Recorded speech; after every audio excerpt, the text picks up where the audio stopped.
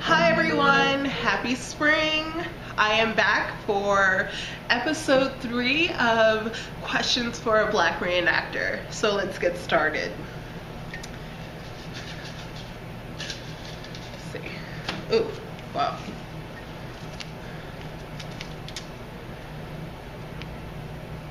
Okay. How do you deal with people who act inappropriately towards you at events? Anonymous. This is a very good question. I honestly don't get other problems from other reenactors. I have been warmly accepted into the reenacting community. I have mainly nothing but good things to say about the reenacting community. Usually the problems I come by are from spectators, especially at mainstream events. I find that a lot of times this is their first time running into a Black reenactor, and I guess I've always said that I feel that they see me dressed as a slave or a poor free person, and they are just like, I now can say whatever I've ever wanted to say to a Black person, and that's hard. I try to use this as a teaching moment, and sometimes I get, what was the last, I got an older person who came up to me and said, you remind me she actually grabbed my bosom and she said, you remind me of my mammy, and I just want to lay my head on your breast. And I'm just like, did she really just say that? And then I realized she was about 80 years old, and I think that you really have to understand, is this ignorance or is this forceful racism? I distinguish that ignorance is you don't know any better. You don't know that what you just said was highly offensive. What I find racist are people who know that what they're about to say is highly offensive and they say it anyways. So depending on the age, if it's someone who is old and senile, I'm just like, there because there is nothing I can say to change. She probably won't even remember that exchange because she probably won't even remember it. With someone who is under the age of 70, I use that as a teaching experience. I say, well, I'm sorry, ma'am. It is inappropriate for you to touch me in that manner, and I am not your mammy. If you would like to know my backstory, I'd be very glad to explain it to you. And I try to be as nice as possible. When it's someone that I know that they're just being ignorant, I just kind of ignore them. I pretend that they didn't even say anything, because no matter what I say, I will end up looking bad. So you really have to understand the context. Thank you very much, Anonymous. All right. I'm sorry guys if I'm sniffling a bit. It is allergy season and it is in full force here, even in the city. All right, whoa. This is a huge, do you see this? This is huge. Okay. As a historical interpreter, I portray people who owned slaves at a time when it was legal and accepted. We now acknowledge, well, most of us, the sheer horror that comes with owning another human being, even if it is considered benevolent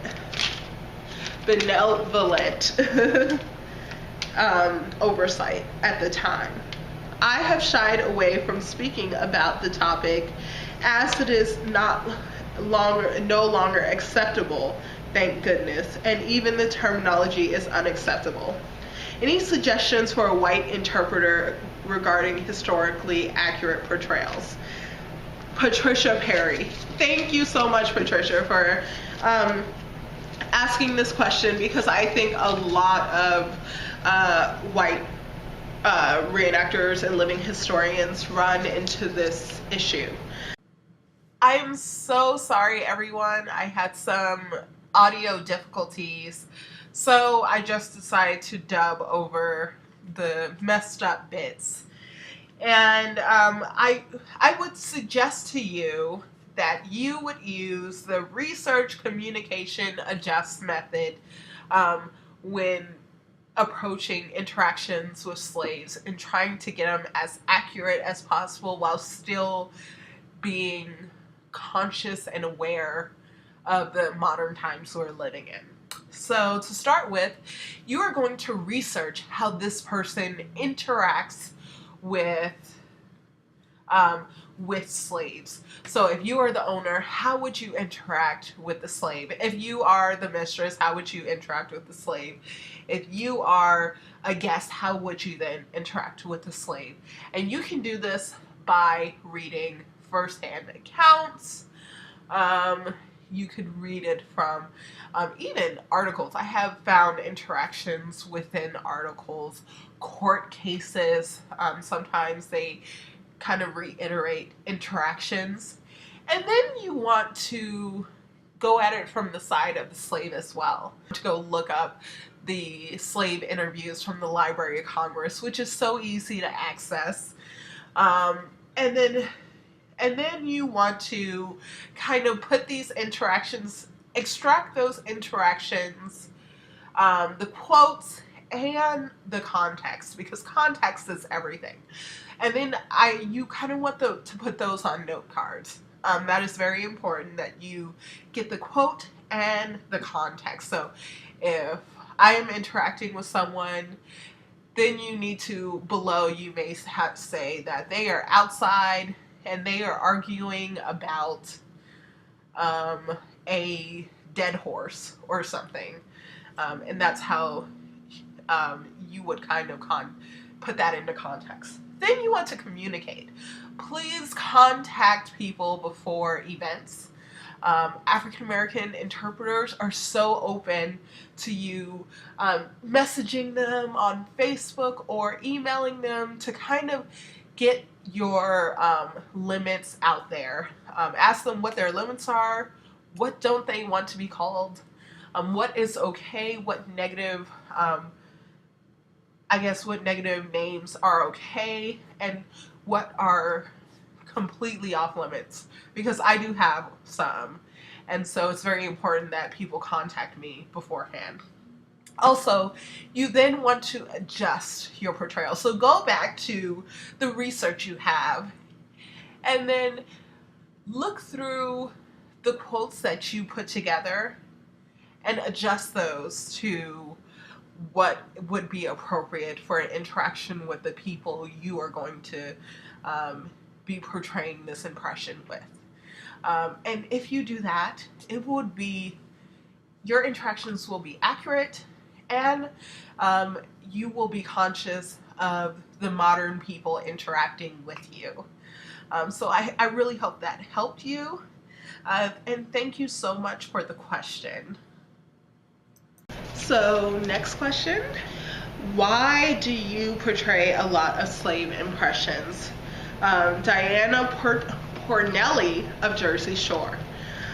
Hey girl, thank you for that question. It may seem like I portray a lot of slaves. I think that it's very important when you're looking at impressions on the computer, or if you see a picture, to ask the person if it is not labeled below. A lot of times I get a lot of people posting under my pictures, you're a slave and this slave impression is awesome, when in reality I'm portraying a free person in Pennsylvania. And I'm just like, clearly, not every black person who wasn't dressed to the nines was a slave. So that is very important for you to recognize when you're looking at pictures. And if you make that mistake, it is okay. I will just say, hey, I'm just portraying a free person. But I just think you should just be mindful that not every black person dressed in, I guess, lower class impression is portraying a slave. So many times I've gotten in New Orleans, I had this woman come up to me and she asked me for syrup because I was dressed like Aunt Jemima. People, no, that is not okay. But again, I use that as an educational experience. I kind of was like, no, I am portraying a Creole woman in New Orleans, and I wasn't even dressed. I was dressed pretty nice. I had on a tignon. It was pretty high, and I had on a really nice Spencer. So it was very shocking that she thought I was dressed as Aunt Jemima, which shows that many people who see a black person in garb pre 20th century just automatically assumes that they are portraying a slave, which can get annoying, but I think that we all can use that as a teaching experience. Back to your question, why do I portray a lot of slave and do a lot of slave impressions? I think that this is going back to the question I got last week from Betsy when she asked me kind of what motto do I use when getting ready to do an impression, and I always say I try to portray the average person, and usually in a lot of southern communities where I reenact is always near a slave plantation.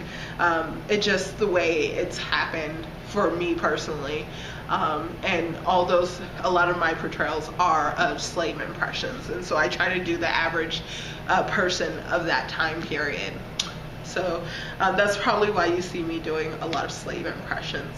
But again, I would say about half of my impressions that may look like slave impressions are actually of just poor free people. So thank you guys again for all of the questions. Remember to put your questions down below. If you're on Facebook, please comment in the comments section. If you want to remain anonymous, also send it via SurveyMonkey. You can get me in Twitter, on YouTube, on the comment section below. Remember to subscribe and like us, thumbs up. Thank you very much for watching, and I'll see you soon. The way you sip your tea.